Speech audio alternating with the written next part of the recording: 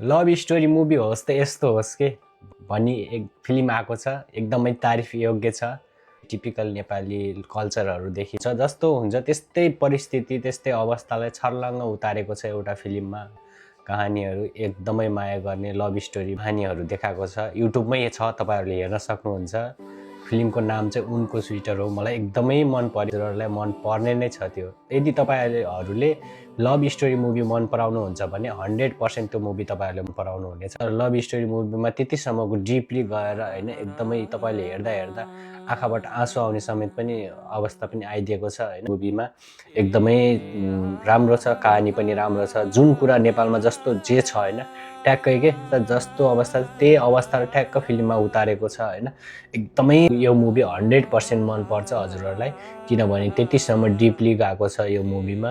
अब जिन्दगीभर उनीहरूले त्यो पुरेर मात्र बसेको हुन्छ कि, किनभने उनीहरूले अरू त सोच्नै सक्दैन होइन। त्यति धेरै माया गरेको हुन्छ, लो भइसक्छ, तालु खुलिसक्छ, कपाल झरिसक्छ, तर पनि केटीकै प्रतीक्षामा बसिरहेको हुन्छ होइन। केटीले चाहिँ उसलाई केटाको लागि भनेर उनको स्वेटर किनिरहेको हुन्छ। मैले पनि खासै नेपाली मुभीहरू त हेर्दैन थिएँ होइन, तर पनि मन पर्यो होइन, एकदमै मन पर्यो मलाई पनि।